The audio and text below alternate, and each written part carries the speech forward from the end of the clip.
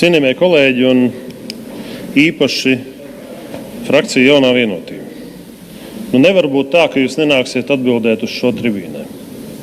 Es vienkārši nespēju noticēt, un es neticu, ka jūs nepiespiedīsiet pogu debatēm un nenāksiet skaidrot to, kāda ir jūsu politika, ka jūs vienā brīdī pat solat izbeigt tirdzniecību ar Krieviju, un nākamajā solī, lai realizētu mērķi izbeigt tirdzniecību ar Krieviju, jūs virzat jautājumu par 35 miljonu investīcijām, lai palielinātu tirdzniecības loģistikas caurlaidi Latvijas-Krievijas robežās.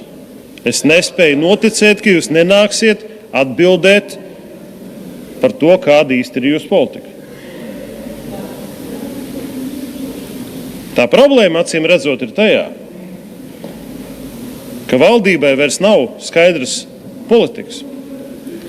Šis jau ir avārijas režīms, kur izpratne par to, kādi projekti ir jāvirza, kādas naudas, kādi miljoni ir jāpaspēj iztērēt, ir terminēti nevis valstiski sasniedzamajos mērķos un vēl pat partijas vai premjera publiskajos solījumos, bet tas viss ir determinēts pāris mēnešu redzamībā, paspēt kaut ko līdz vēlēšanām, uzsākt, palaist iepirkumus, iztērēt.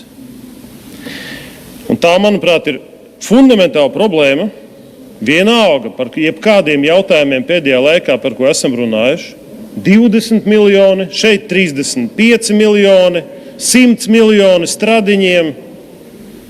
Runā par to, cik mēs esam naudu piešķīruši, cik betonu esam tonnas nopirkuši, bet kādus mērķus esam sasnieguši, kolēģi. Par to nerunā.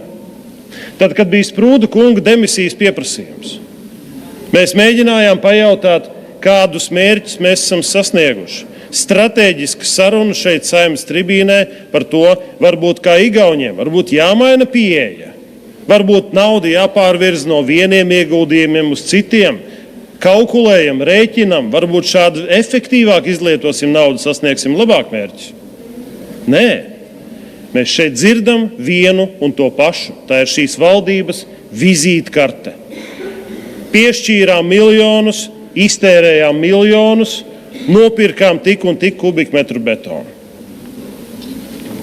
Šādā veidā veiksmīgi valsti uzbūvēt nevar. Vēlreiz un atkārtoti aicinu Jaunā Vienotība, lūdzu piespiediet pogu, kas saucās debates, nāciet un sabiedrībai, ne Saeimas deputātiem, tiem, kas tur skatās, izskaidrojiet, ko nozīmē jūsu solījums izbeigt tirdzniecības attiecības ar Krieviju un nākamajā solī 35 miljonu investīciju, lai palielinātu tirdzniecības caurplūdi Krievijas-Latvijas robežpunktos. Lūdzu, nāciet un paskaidrojiet. Ja nē, tad jums iespēja arī demisionēt.